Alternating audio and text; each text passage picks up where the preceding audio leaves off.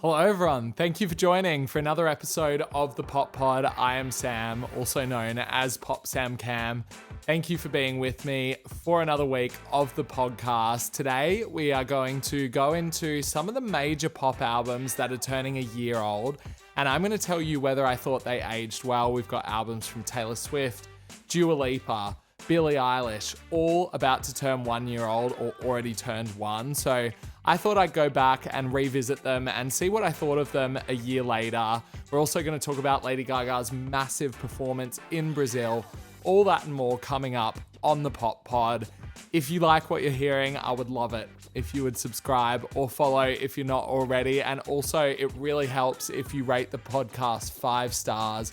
You can also give it 4 stars, but come on, just give it a 5. And other than that, we also have a Discord where we're talking about pop music on the daily. So if you like the sort of conversations that I'm having here and you want to share your thoughts or have them with more people, you can come and join me over on the Discord. I'll put that in the show notes down below. Let's get into the podcast.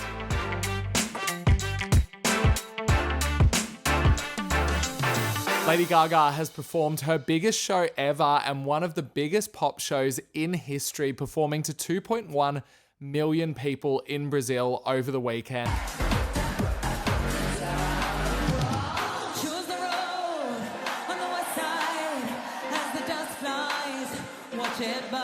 And this is all part of the Mayhem tour. She's so far done Coachella, she's done Mexico City, and now she's moved on to Brazil. But this was quite a sight to behold. I don't know if you've seen the videos, but the streets had just come alive and you could hear people singing. From what, obviously I wasn't there, but from what I saw online, it felt like the whole country was just beaming with Lady Gaga music. The footage that people have taken is seriously incredible. Look at this video.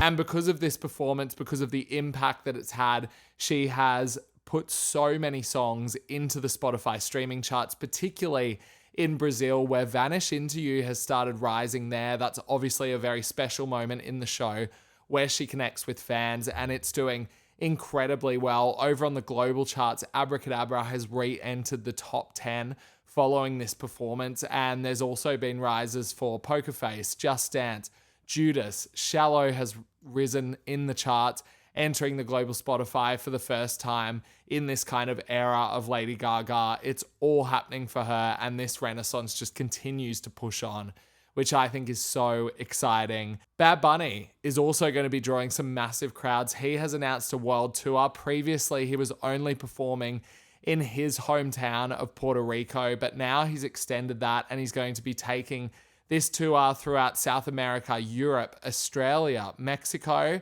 No US dates have been announced just yet. I'm not sure if it's purposeful, whether he's holding back on that for a reason, or whether that's going to be announced as a whole separate thing. But Bad Bunny's album is one of my favorites of the year, and I can't wait to catch one of these shows or many of these shows somewhere around the globe. I think that it's going to be one of the major tours of the year. Speaking of major tours of the year, Charli XCX has finally wrapped up the Brat tour. It is over. She performed 4 sold-out nights at Barclays in New York. I actually went to 2 of the nights. I ended up there on Saturday night as well.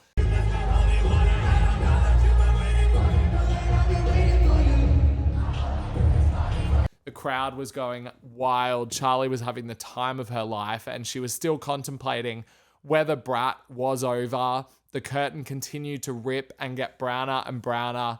And I thought that maybe on the night 4, it was going to be declared that yes, Brat Summer is officially over, but she's continuing to hold on to it for now, I guess. I'm not sure what these forthcoming festival shows are going to look like. We know at Primavera in Barcelona, she's going to be performing with Troye Sivan, presumably the Sweat tour that I saw last year at Madison Square Garden, but I will also be seeing it at Primavera. But then she also has many more festivals left in Europe and the UK to do. So we will see whether Brat can survive another summer. Given that Party For You is now rising up the charts, it's entirely possible. And speaking on that, it enters the top 20 on the US Spotify charts for the first time ever. And it's also up to number 44 on global Spotify with 1.9 million streams. This was one of the biggest moments of the show. At the final night of the tour, a fan brought hundreds or thousands even of pink balloons to put up during the performance because of the lyric 1,000 pink balloons. And it looked pretty incredible. People are just gravitating towards this song. And I feel like it's potentially going to be one of her biggest hits to date based on how quickly it's rising up the charts. On the Billboard Hot 100, we have a new top 10, although not very much has changed in it. Luther by Kendrick Lamar and SZA spends another week at number 1. Its run has been pretty incredible, and I guess this hype continues to generate, given that Kendrick and SZA are out on a stadium run together at the moment. The only moves are that Ordinary by Alex Warren has moved up 1, so it's now at number 2 and looking like it's the most likely to eventually knock Kendrick and SZA off the number 1 position. Doechii has also re-entered the top 10 with Anxiety, a song that seemingly is not going away until she releases something new. She did a meet and greet in Brooklyn over the weekend. It was absolute pandemonium. Doechii has become an absolute star, and it is so cool to see, as much as I would be happy not to hear Anxiety ever again, if I'm being honest. Let's move on to the main part of the podcast, where I want to deep dive into the 2024 pop albums that were released about a year ago. So if you remember, there was a period from about March to June where it felt like every pop star was releasing. It was a massive time for pop music, and it wasn't just any pop star, it was some of the biggest in the world. We had Taylor Swift with the Tortured Poets Department. We had Ariana Grande with Eternal Sunshine, Beyonce with Cowboy Carter, Billie Eilish with Hit Me Hard and Soft, Dua Lipa with Radical Optimism. Then we had Kacey Musgraves with Deeper Well, Charli XCX with Brat, and Camila Cabello with cxoxo. Now, some of these albums did a lot better than others. Some of the ones by major stars underperformed. Some of the ones by then minor stars completely outperformed. So I thought it would be a good time to check the temperature on these projects, see if they were important projects for the artists, and see whether I think personally they've aged well in this year. And I think a really good one to start with is Taylor Swift's The Tortured Poets Department. What if he's written mine on my upper thigh, only in my mind? It's turned a year old. This is such an interesting project for me, and it's one that totally confuses me about the reception, because this album has done exceptionally well. It's the longest running number 1, I think, consecutively in Billboard 200 history. It was a huge sales juggernaut, but it really failed to launch a major single, and it feels like, from like a sort of mainstream perspective or anybody outside of the Swiftie camp, that this album hasn't registered as huge, as big as some of the other Taylor Swift albums. Particularly, I wouldn't put it up there with ones like 1989, Folklore, even Reputation, I feel like made a bigger splash than this one, and Midnight's certainly did, despite the fact that it sold so well. And I think that it sold so well because she was on this gigantic tour that was just a promotional machine, and also the Swifties have never been more powerful.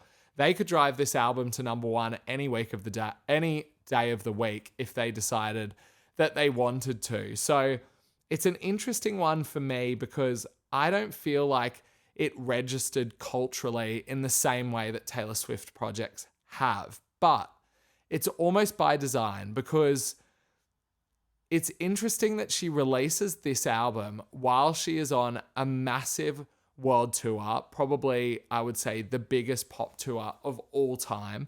And instead of releasing this just like gigantic pop project where she gathers Max Martin and is like, let's write stadium ready songs, she releases one of the most personal, intimate, and almost like, I guess, melodically and lyrically experimental records that she's ever delivered. It felt like an album that she had to make off the back of all this stuff with Maddie Healy that we kind of saw unfold in real time over the Eras tour, and then she'd started dating Travis Kelce, and we're used to getting very personal lyrics from Taylor Swift. It's the reason why so many have bought into her love life over the years. But this album pushes it even further. And I had a shock the first time I heard it because of how deep she was going into these topics and because how much of herself she was revealing, when I felt like she would perhaps be a little more guarded while she's on this massive tour in front of the world. And it certainly doesn't have any huge hits on it. Also by design, I don't think she was thinking about it in that kind of way. It's also incredibly long. It's her longest record ever. It's 2 albums if you want to look at it that way, or 1 album with a very long deluxe edition as well. So I went back on it today and I listened to it and I thought about it. And this album, while it's probably left many casual fans, it never quite left me, because I've always found moments to go back to. Like, I feel like this album has some of her best work. I think But Daddy, I Love Him is one of her best songs. I think Guilty as Sin is. I personally really love the songwriting on songs like The Tortured Poets Department, and also Love of My Life as well. The Smallest Man Who Ever Lived, I think, has a spectacular bridge. And then you move on to the anthology, which largely I could kind of do without, but The Black Dog's pretty spectacular. I'm Gonna Get You Back works for me. So High School works for me. Chloe or Sam or Sophia or Marcus really works for me as well. And so I feel like there is some of Taylor Swift's best work on this project, because somehow, while she's got the entire view of the world, she is probably at the most overexposed that she's ever been. And yet she decides to use this opportunity to basically let the world in with just a glass window up in between her and everybody else, and just open herself up to topics that she never quite has before. I think that But Daddy, I Love Him and Who's Afraid of Little Old Me, the way that she kind of pointedly attacks the most invasive Swifties, is just a side of her that I have never seen, and the most fascinating parts of it. I'll tell you something right now. I'd rather burn my whole life down than listen to one more second of all this bitching and moaning. I guess the parts that don't land for this project is, one, the editing needed to be a lot tighter. She could have put this into like 12 songs, I think, and had she done that, it would have been a pretty spectacular album. I also think that the production, like, kind of spillover from Midnights, that kind of reverb-soaked Jack Antonoff production, felt like it was getting a little bit stale on this project, even though I don't think that's true of every single song, because I do think that some songs push the envelope a little bit on that. But I do think that when I heard Fortnight for the first time, I was like, here we go, just more of this, of what we've heard on Midnights. I think that she could have changed things up a little bit, and maybe the introduction of some new collaborators could have made this sound a little bit more exciting. It's a record that I feel like she needed to get out, but she didn't necessarily want it to linger. In the same way how I felt about Lana Del Rey releasing Blue Banisters, that I felt like she had to release it and just get it out of her system, but she had no interest in promoting it and making it last longer. And obviously it's funny to say it about the Tortured Poets Department, because it lasted for so long and it's such a huge record numbers-wise, but Taylor doesn't talk about it. I don't get the sense that it's going to be one of these albums that she wants people to continue to return to. I don't think she wants But Daddy, I Love Him to have its Cruel Summer moment. She just needed to put this kind of chapter of her life into something that was tactile and then move on. And in that way, I think it was job done. Do I think that this album's aged well? Not overly from a cultural view, but from a just my enjoyment, yes. I think that a lot of these songs have gotten better for me. And if I really edit it down to 12 songs, as I said, then I think it has aged well. Let's move on to Ariana Grande's Eternal Sunshine, which is a totally different record to the Tortured Poets Department, obviously. It's like supernatural skies, but he says to me that I don't mind it. Eternal Sunshine is slight in comparison. It almost uses the same producers across the whole thing. It is a very concise, I think 13 tracks is the original version, but also sonically, it's perhaps the most cohesive project that she's ever made. Yes, and the first single is a real outlier in terms of going into the dance world and that sort of Vogue interpolation that she gives us on that song. But by and large, it's a very contained, very intimate, very warm sounding record. Like, this just feels like you can sink into it and it doesn't do anything too shocking or too outlandish to pull you out of this very kind of, I don't know, I get like a neon lit sort of sense to it. It's like a The Weeknd record without the theatrics and the cinematic qualities of it. And I really like that. I think that her voice sounds great across the whole thing. She's really learnt how to use that. I think that seeing her return to pop in some manner gives us some of her greatest moments on songs like Supernatural and We Can't Be Friends that are just like top tier pop songs. There's obviously a lot going on for Ariana Grande in this period, in that Wicked comes up later in the year after this album, and I think that takes a lot of her promotional power away. She does a good job at the beginning of the era, giving us We Can't Be Friends and the music video with that, and then The Boy Is Mine, and then intro End of the World has a little bit of a viral moment as well, but ultimately Wicked comes and goes to a completely different place and feels like her true success of 2024 rather than this album. She then revives the era briefly for the Brighter Days Ahead Deluxe Edition, which I personally really like, but commercially it didn't really make a splash. I think the highest charting single was Twilight Zone, which peaked just around the top 20 on the Billboard Hot 100. So the excitement certainly didn't really return for this project. And I'm trying to think of like where I would place it in her discography. Sweetener's my personal favorite from her, but that felt like a real error. And then Thank You Next was the one where I feel it was like her imperial phase where she just could not put a foot wrong. And that project is sort of pop Bible in many ways. Positions a little bit more knotty and a little bit less acclaimed maybe, but certainly a fan favorite. And then Eternal Sunshine, like, it has 2 number 1 singles. No other project on this list that I'm going to talk about today has 2 number 1 singles.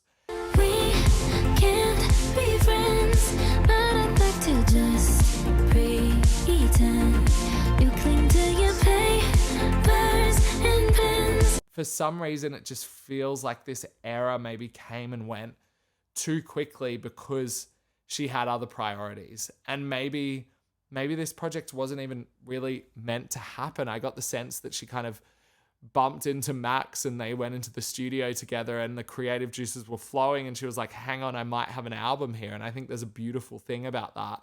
And I do think that this album has that quality to it, that it feels totally inspired, but maybe less ambitious than her other projects. And that's why I find returning back to it, it's so nice to listen to, but I honestly don't find myself thinking about it that often. But when I do go back to it, I always really enjoy it. So I do think that it's aged well, but in terms of what it's done for her pop career, I don't think it's taken her to another level. I think she is at another level now in her kind of public life because of what Wicked has done for her.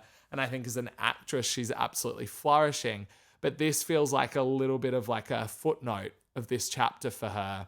Maybe as well, that's by design. She just wanted to slip something out in between Wicked. But I do think it is a really nice album. Beyonce's Cowboy Carter. 16 carriages driving away while I watch them ride with my dreams away. I actually have a whole episode on whether this album has aged well and whether it did exactly what Beyonce wanted to do. So I would encourage you to go back and listen to that episode if you want extended thoughts on what I think of Cowboy Carter.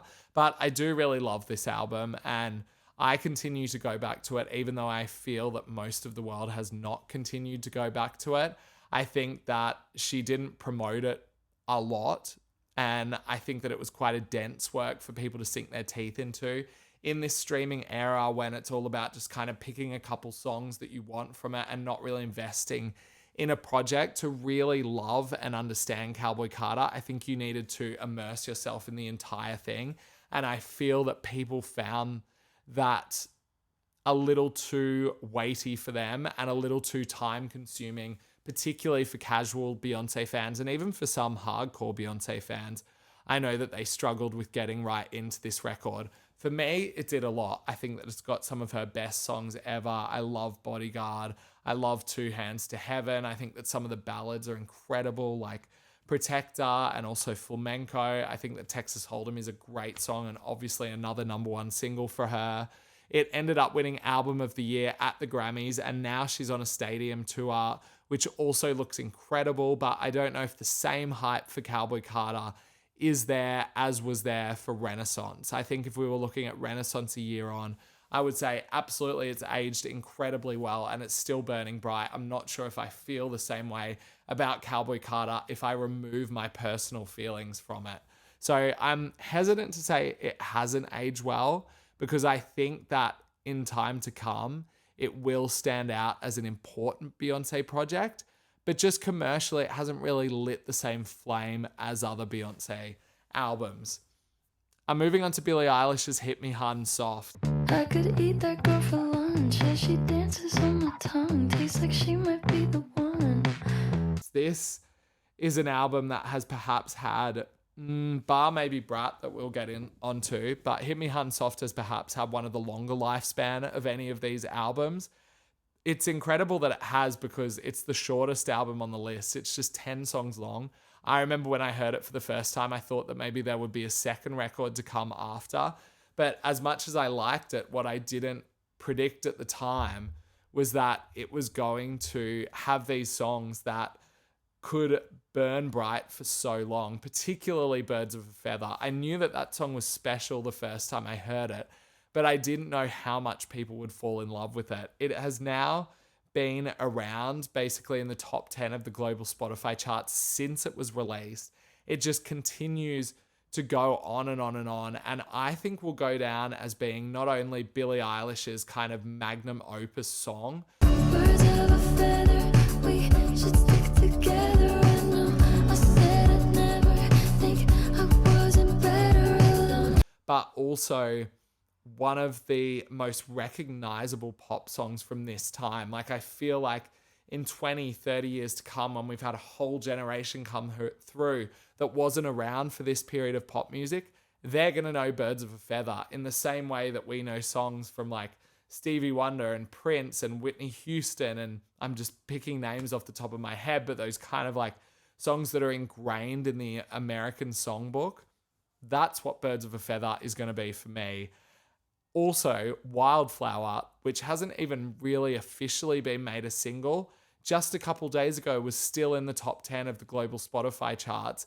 It has had such a viral run, continues to go on and on and on. And I think that's just testament to the allure that this album has. For me personally, I feel like Billie Eilish really honed in on her craft on this one. She managed to combine the best bits of the first album, why am I forgetting what the first, When We All Fall Asleep, Where Do We Go? And the second album, Happier Than Ever. She also got more daring with her songwriting. She got more daring with what she was comfortable of sharing in her personal life. And also at the same time, I think she's going through like a kind of liberating process personally, which really was to the benefit of this album. I absolutely love this record. I think that it is almost note for note perfect for me. I've seen the tour. I thought that that was just like really groundbreaking for her as well as a performer. I think she's incredibly engaging. And I just think of all the albums here, potentially, this is the one that has aged the best and is having the best sort of longevity. And I think that's just because she was able to really find her vision as a songwriter and an artist and capitalize on that. And I think that's something I'm also going to say of Charli XCX's Brat when we get there.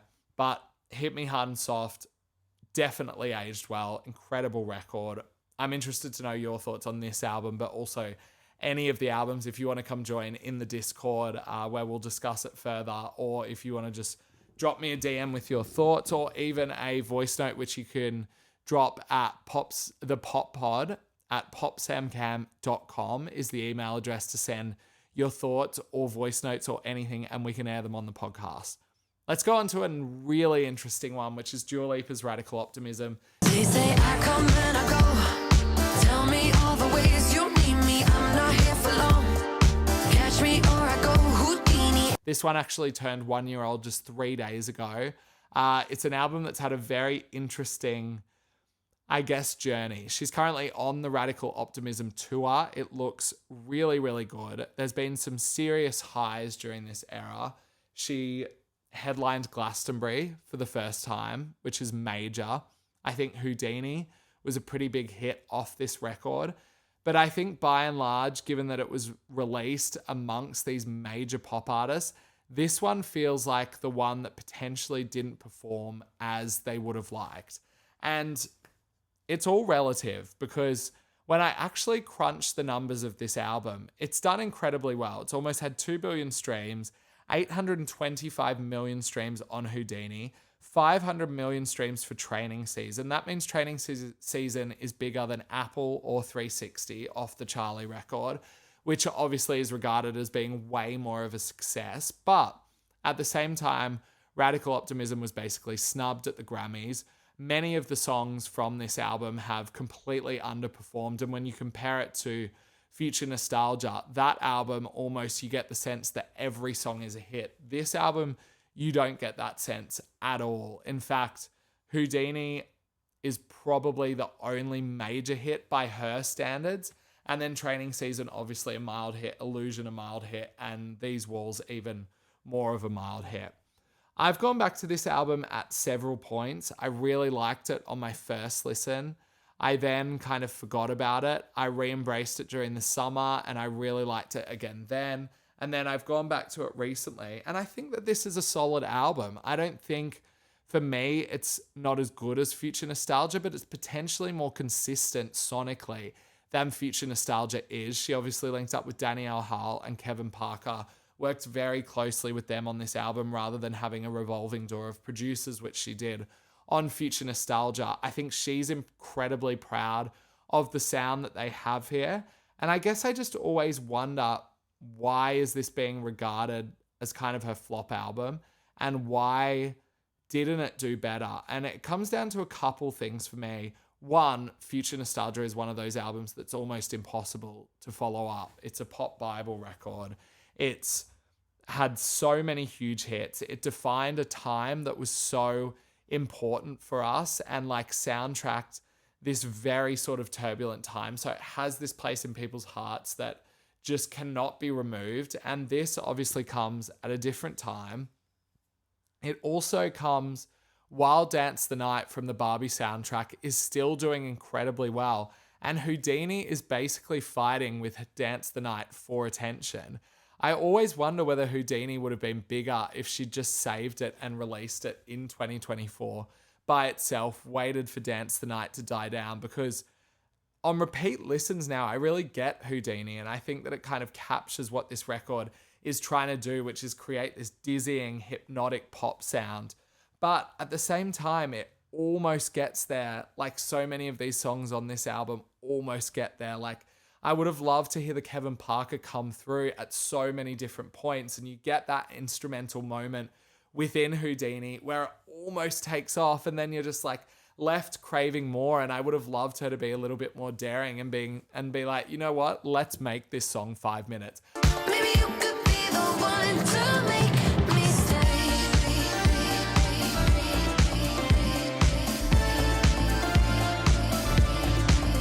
I know we got the extended versions, but that kind of felt like an afterthought for many, and certainly doesn't immerse you in the way that it could have if it was just like the original version. I would have loved to hear her explore that more, because it was kind of explained as this like psychedelic, more experimental, more personal pop record. When it arrived and it really presents more as just a summary, fun pop record, it left people scratching their heads a little bit when the expectations were not met. Whereas if the expectations had been different, I actually think that this album lands quite well. As a summer record, it's incredibly fun. End of an Era, one of the more cheeky songs that she's ever done, where I think her personality and charisma really shines through. I love that song. I love hearing her do something like Anything for Love when she switches up that balladry at the beginning into something more funky. And then Happy For You, I think, really does go into the more personal side of the record. And I really hear her heart in that one, which I love. But yeah, I just don't think that it was as ambitious as perhaps what they thought it was. And because of that, felt like it couldn't compete with all these other pop records coming out at the same time that were really doing something quite profound, whether they landed it or not. Taylor Swift with like the way that she was going into her personal life in a way she'd never done before. Billie Eilish's Hit Me Hun Soft, the way she's extending these songs out past 5 minutes at many points, having beat switches and different production. And then Beyonce's Cowboy Carter, obviously steeped in history and also a genre switch up for Beyonce. By the time Radical Optimism comes, it's like, feels like, I don't know, a little less impactful than the rest for that reason. But different timing, different positioning, and maybe one extra hit on this album, I think we could have been looking at an entirely different era. Do I think this album's aged well? Yeah, I actually don't think it's aged at all for me. It still sounds as fresh as when I heard it. And in saying that, I'm not jumping with excitement every time I hear it, but I am feeling like it's a very fun listen, and I'm more than happy to have this record on. I don't think it's aged. I think it still sounds good, although it could have obviously done a lot better. So that's where I sit on Radical Optimism. I perhaps don't have as much to say on Kacey Musgraves' Deeper Well. My Saturn has returned. When I turned 27, everything started to change. Because this is like a comfort album for me, and Golden Hour is actually a comfort album as well. And I certainly don't think this album is as good as Golden Hour because it's much less expansive in what it's trying to do. But in a way, I sort of like that. It acts as a real course correction from Starcross, which went way more in a pop direction and had this kind of ambitious cinematic narrative running through it as well. This turns back to a more intimate, sort of contained Kacey Musgraves, and also perhaps the most peaceful Kacey Musgraves that I've ever heard. There's just this beautiful mood and aura to Deeper Well where when I put it on, I just know that I'm going to get exactly what I need, and it's just this like calm. She sounds so present in the way the vocals are mixed, and she just sits up front delivering these very straightforward lyrics. Yeah, I miss a bit of the bite to the lyrics that she's given on previous records. I miss a little bit of the charisma that shone through on like more upbeat songs like Biscuits and High Horse on other records. But at the same time, I just think this is a really beautiful album. And when I saw her, it like gave me a warm and fuzzy feeling when I saw it live. Like, so in that way, it's aged well for me. Has it done much for her career? Yeah. It won her a Grammy. It also, I think, turned kind of in the right direction after Starcrossed, and perhaps has got a few fans that it lost at that point back on board. Do I think that it's like exploded her to some other realm? No, and I don't think that's what this album was ever going to do, but I think it's a beautiful record and I really like returning to it. I went my own way and I made it. I'm your favorite reference, baby. Call me Debbie, yeah, you're so inside. Charli XCX Brat. This is one that perhaps we could talk about forever, because if somebody told me the day that this album was released that I would be seeing 2 of 4 sold out nights at an arena for this album with Charli XCX headlining, I would not have believed it. The journey that this album has had is extraordinary, and obviously it's aged well. It's aged better than any of the albums on this list. It's been a groundbreaking era for Charli XCX, and the coolest thing about it is that she didn't have to compromise to get here.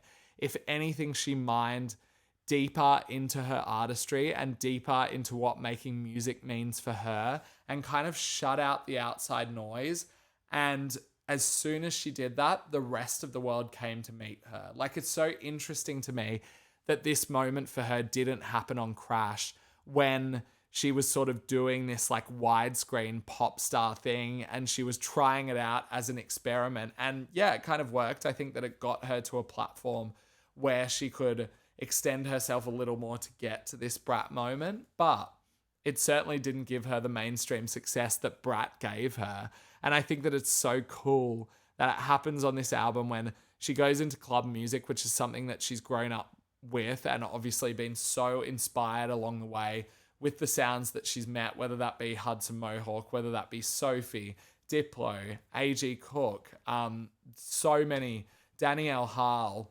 I'm just trying to think of all the producers that she's worked with along the way. I think she's learnt so many things throughout that process and kind of flirting with the underground electronic world that she arrives at the perfect point to bring that and meet it with this new sort of vulnerability and new lyrical daringness that she's been able to find. There's a frankness and a pointedness to Brat that she doesn't have on any other album of hers. I think that she starts to develop this during How I'm Feeling Now, but she just absolutely nails it on Brat. And the fact that she's able to realize that her personality and this kind of party girl, euphoria, escapist seeking version of herself is actually really closely aligned with the more vulnerable, anxious version of herself. And she's able to find a way to position those two things together on Brat and does it so masterfully as this project that completely rounds out Charli XCX as a person and an artist. I think as a text, it's so easy to understand who she is listening to Brat. I think about it all the time. I might say something stupid, let us in more than ever before. And I'm so scared I'm missing out on something. So we had a conversation on the way home. Should I start my birth control? Because my career feels so small in the existential scheme of it all. In saying that, so do songs like Club Classics and also Back to Back. Like some of those real club ones, I'm like, oh, this is the true Charli. This is where she feels totally at home. And as someone who's followed her from the very beginning and watched her traverse so many different styles, there's always been this sort of feeling that Charli is trying on a different hat to figure out where she's best fitted because she's always been such an outsider. And she's done all of it incredibly well. And she does that because she is so excited by different scenes and experimenting in different sounds. But on this one, it doesn't feel like she's trying anything on. It's completely stripped bare, and what you get is just the truest form of Charli XCX. It's an absolute triumph. This is without even going in to the marketing of it all. And I think maybe the marketing is the thing that's going to age the best because you can already see pop stars this year trying to do this more upfront kind of experience-led marketing. And all of it ties back to Brat. It is an exceptional pop record and one that will be remembered for so many reasons for a long time. Of course, it's aged well. Rounding it out with an album that probably has a much less glowing reception, which is Camila Cabello's cxoxo. It's interesting to put this against Brat.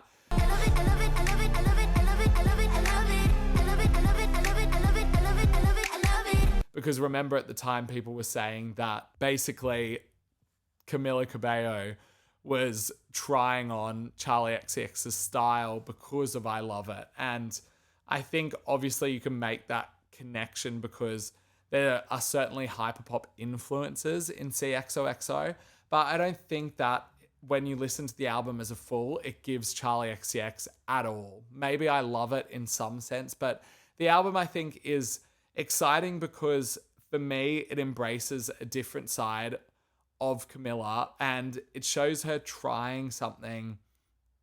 And I'm trying to put into words like exactly what this album does because I don't necessarily think it's always successful, but I get excited by the fact that she feels inspired across the whole thing. Like she said that it's a love letter to Miami and it feels like that. It feels like it's dripping in Miami influences from the really glossy, overdone hyperpop stylings to the more like reggaeton-led Latin influences across the record to the hip-hop influences as well. It feels like it's an amalgamation of Miami in general, obviously somewhere that she's grown up and loves.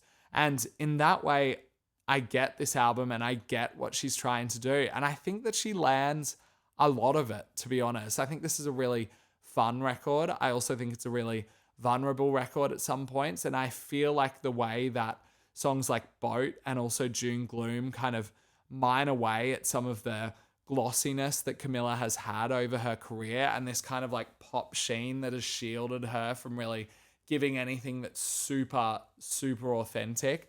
These songs manage to do that. And I feel these lyrics that she's writing more than ever before. I feel like this album couldn't have been delivered by anybody but Camila Cabello. Has it aged well is an interesting question because it obviously didn't start off on very good footing. I think that people trashed this album initially as being too try hard. And I feel like the people who did that were kind of the Charli XCX adjacent fans who felt like she was trying to rip something off. And I don't think that narrative helps this album at all. And it's kind of an unfair narrative because it's not what the album actually presented. I liked it on first listen. I've got to be honest, I don't go back to this album often, but I will go back to particular moments from it. Particularly, I love it because I think that is just a 10 out of 10 pop song for me. And I just love what she was doing there. And I particularly love the production that song gives. But I love her flow on this album. I love what she does with that. I love some of the vocal manipulation on it. I do love some of the features, even though I feel like there are too many features on this album and it takes away from what should be just Camila's moment. I like that she was challenging something, and I like that, well, I hope that she knew that she might get some hate for this record because it is certainly a divisive record. And more so than not, I've seen over the past few months more people be like, actually, I think this album needs to be re-adjudicated. I think that it's actually good. And I feel like in her discography, it's going to go down as that album that people fight for because they know that it is an underdog. And I feel like it has the legs to be fought for because there is enough here to be excited about.